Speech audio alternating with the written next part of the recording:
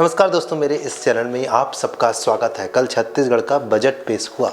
किस तरीके से अगर हम देखें बजट में, तो आपका ये जो बजट है, जब छत्तीसगढ़ राज्य बना तो आपका जो पहला बजट था वो 5,700 करोड़ का था, वो 30 गुना अब बढ़ गया है जो कल बजट हुआ।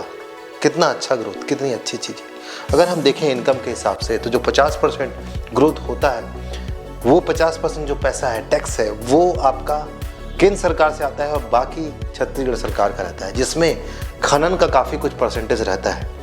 अगर हम अपने छत्तीसगढ़ के बारे में बात करें तो ये जो है वो भारत में तीसरा कोयला का उत्पादक स्टेट है, जो कि काफ़ी गर्व की बात है। उसी तरीके से कई, जैसे टीन का उत्पादन वाला पहला राज्य, उसी तरीके कई अयस्क, जैसे कि आपका लो अयस्क हो गया, बॉक्साइट हो गया, डोलोमाइट हो गया, ये सब सारे अयस्क में हमारे देश की वर्चस्व हासिल है। और साथ ही हम बाहर की कंट्री में भी ये सब सारी चीज़ें बेचते हैं, जैसे जापान को।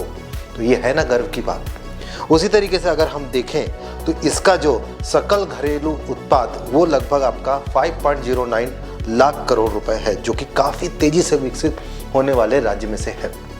लेकिन यहाँ पर कई ताकतें इसको रोकने में अग्रसर हैं। मैं आपको थंबनेल में भी आप लोगों ने देखा होगा कि किस तरीके से अमित शाह और मोदी जी की मैंने फ़ोटो डाली है।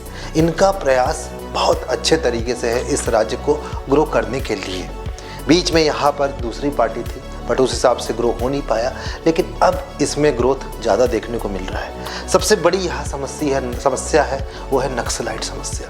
नक्सलाइट समस्या की वजह से जो आपके मिनरल्स दबे हुए हैं, जो वहाँ डेवलपमेंट होना था, वो नहीं हो पा रहा है। कुछ ताकतें आपका अरण्य क्षेत्र में विरोध कर रही थी।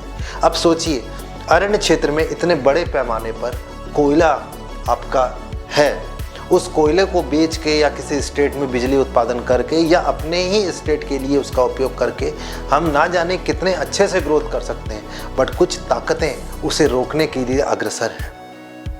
ये एक बहुत बड़ी समस्या है इस स्टेट के लिए। लेकिन ये जो दो हमारे माननीय हैं, इन्होंने काफ़ी अच्छा प्रयास कर नक्सली को ख़त्म करने का प्रयास कर रहे हैं, जिसकी वजह से एक अबूझमाड़ जो कि साउथ बस्तर का है, बस्तर को जनरली आपका पिछड़ा माना जाता है, पर ज़रा सोचिए वहाँ कितने मिनरल्स दबे हुए हैं। उन मिनरल्स की खोज की जा सकती है नए तरीके से, और हो भी रही है। अभी बहुत सारे जो आपके इलाके हैं, पहाड़ हैं, उनके टेंडर जारी हुए और लोगों को मिले। तो किस तरीके से ग्रोथ हो रहा है, उसके इनकम से छत्तीसगढ़ राज्य कितना सफल होगा, कितना आगे बढ़ेगा। अबूझमाड़ का एरिया, जहाँ पर घने जंगलों की वजह से हम देख नहीं पाते एक दूसरे को, नक्सली आसानी से छुप जाते हैं, पर अगर आप मिनरल्स वहाँ खोजेंगे तो उससे एक फ़ायदा ज़रूर होगा कि जंगल की संख्या कम होगी और साथ ही जो दिखने की विजिबिलिटी है वो बढ़ेगी, लोग पहुँचेंगे, जिससे डेवलपमेंट बढ़ेगा। लेकिन कई ताकतें हैं जो इस ओर आगे बढ़ने नहीं दे रही है।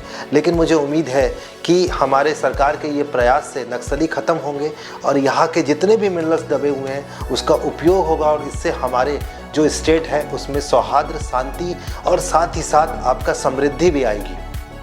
आशा करता हूँ दोस्तों ये वीडियो आपको काफ़ी अच्छा लगा होगा। मिलते हैं अगले वीडियो में। वीडियो देखने का बहुत बहुत धन्यवाद।